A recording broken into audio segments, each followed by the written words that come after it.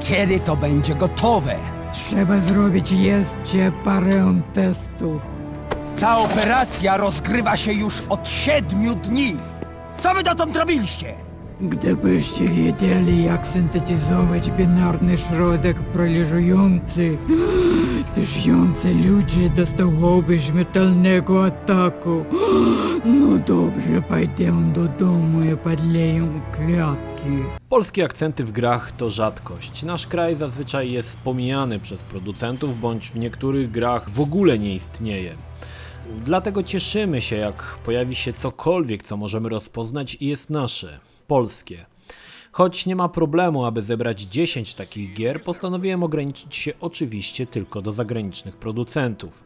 Oczywistym jest, że najwięcej polskich akcentów znajduje się w polskich grach. Kto na przykład dziś pamięta Solidarność stworzoną przez California Dreams?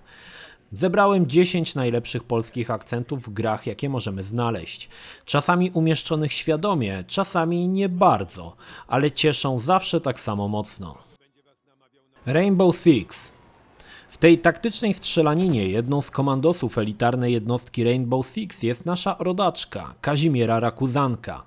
Urodzona w 1964 roku w Gdańsku jako Kazimiera Kozioł. Od najmłodszych lat działała w Solidarności. W 1993 roku zwerbowana do oddziału Grom. Przez przyjaciół nazywana Kazi, a przez kolegów z oddziału Kamikazi. Pewnie każdy, kto z was grał w Rainbow Six, nie mógł sobie odmówić prowadzenia do boju Kazimiery. Sam uznawałem ją za najważniejszą postać w grze. Oddział mógł zostać wybity do nogi, ale Kazimiera musiała przeżyć, bo ona była najlepsza. Zawsze. Tex Murphy, Tesla Effect. Ten akcent umieszczony był prawdopodobnie całkowicie przypadkowo, a natknąłem się na niego sam. Tesla Effect to ostatnia przygoda Texa Murphy'ego, której powstanie zawdzięczamy akcji na Kickstarterze. To także powrót do staroszkolnych gier zwanych filmami interaktywnymi. Gra dzieje się w niedalekiej przyszłości po wojnie nuklearnej, gdzie świat oprócz ludzi zamieszkują różnej maści mutanty. Akcja dzieje się 7 lat po poprzedniej części zwanej Overseer, która zostawiła sporo niedomówień. Tex budzi się w swym mieszkaniu, nie pamiętając nic z poprzednich lat. W czasie podróży odwiedzimy opuszczony domek na plaży. To tutaj, zwiedzając jego zakamarki, trafimy na dziwną tarczę na ścianie, gdzie w środku znajduje się orzeł z polskiego godła. Prawdopodobnie jest to tekstura zdjęta z jakiejś monety lub wojskowego guzika. Mała rzecz, a cieszy. Metal Gear Solid 3 Snake Eater. Trzecia część MGS-a, choć toczy się w komunistycznej Rosji, o Polsce rzadko wspomina, żeby nie powiedzieć w ogóle. Jednak jest jeden moment, gdy Snake wykazuje się znajomością polskiej historii. W czasie rozmowy przez kodek z Ewą pada pytanie, czy Snake wie coś na temat masakry w lesie niedaleko wsi Gniezdowo. Na co Snake pyta, czy chodzi o zbrodnię w Katyniu. Następnie tłumaczy pokrótce całą historię. Ewa wspomina, że Wolgin był zamieszany w zbrodnie katyńskie i to on dokonywał masakry. Choć historia została mocno nagięta do realiów gry, to cieszy fakt, że ta dość niewygodna prawda dla Rosjan pojawiła się w tak dużej grze. Szkoda, że mało kto ten moment słyszał. Call of Duty 3.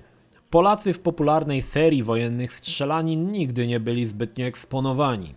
Choć w Polsce toczyły się jedne z najcięższych walk, mało kto pamięta o ofiarach polskich żołnierzy. Smutne to tym bardziej, że taka gra jak Call of Duty rzadko o tym wspomina. Jednym z największych polskich akcentów jest polska kampania, gdzie dowodzimy polskim czołgiem. I choć brzmi to zachęcająco, autorzy całkowicie pokpili ten temat.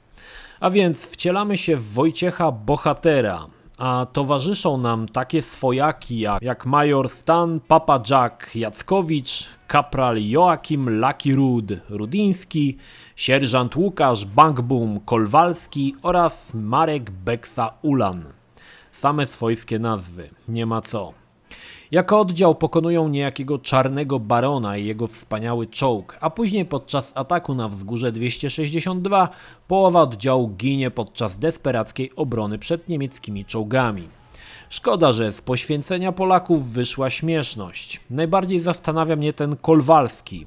Czyżby ktoś popełnił literówkę, a reszta producentów olała to i zamiast swojskiego Bang Boom Kowalskiego mamy jakiegoś Kolwalskiego. Command & Conquer. W tej strategicznej grze czasu rzeczywistego możemy opowiedzieć się za jedną ze stron, GDI lub Bractwo Nod. Wybierając jedną z nich, przeniesiemy się w inny rejon konfliktu. Jednak jeśli zdecydujemy się na GDI, akcja będzie się rozgrywała w Europie, gdzie także występuje Polska. Misje w naszym kraju należą do jednych z łatwiejszych i występują praktycznie na samym początku gry. Do wyboru mamy dwa polskie miasta, Białystok lub Gdańsk. W tym drugim musimy odzyskać skradziony sprzęt, a jeśli zdecydujemy się na Białystok, to poza uściśnięciem ręki Kononowicza, który w sumie spełnił swoje przepowiednie i w Białymstoku nie ma w sumie nic, musimy oprócz tego odbić i utrzymać miasto. Niestety, choć grafika w pierwszym Command & Conquer jest dość umowna, oba miasta zostały pokazane jako najgorsze zabite dechami wiochy z jedną dróżką przez środek i paroma chatami w stylu Boryny. Ale wybaczam, gdyż w sumie w tej grze metropolie jako takie nie istnieją. Wolfenstein The New Order.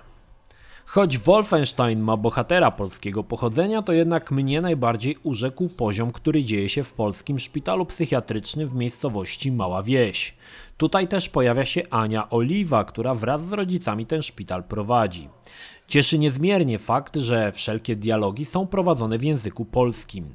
Jednak język polski nie ogranicza się tylko do polskich dialogów. W szpitalu możemy przeczytać trochę napisów w naszym ojczystym języku. Warto zauważyć, że polskie akcenty nie występują tylko w grze dostępnej na naszym rynku, ale we wszystkich wersjach na całym świecie. Później sam BJ Blazkowicz łamaną polszczyzną przedstawia się z imienia i nazwiska. Kim jesteś? Jestem William J.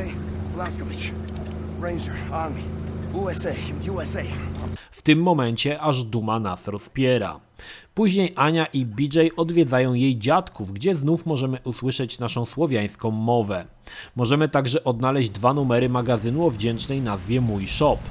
Zadbano nawet o taki smaczek jak łamany angielski wypowiadany przez dziadka Ani.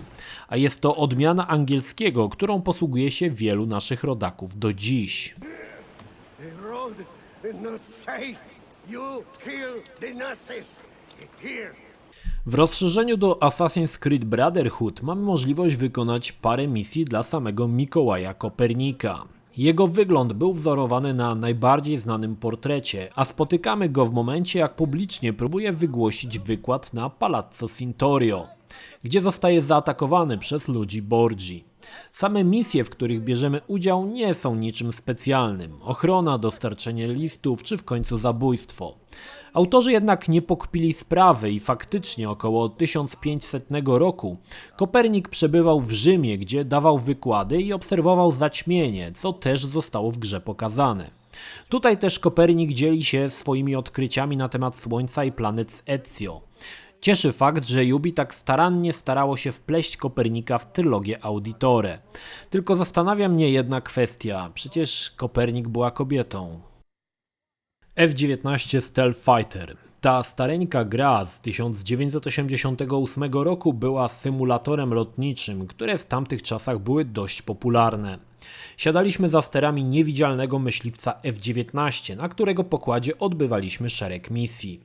Gra posiadała archaiczną grafikę wektorową i choć pod kątem graficznym nie zachwycała, to symulatory z tamtych lat miały dość dużą dawkę realizmu i uchodziły za gry bardzo skomplikowane, aby tutaj chociażby wspomnieć pamiętny Su-27 Flanker, gdzie bez znajomości pilotażu trudno było nawet wystartować. W czasie gry w F-19 odbywaliśmy misje nad Polską jako członkiem Układu Warszawskiego.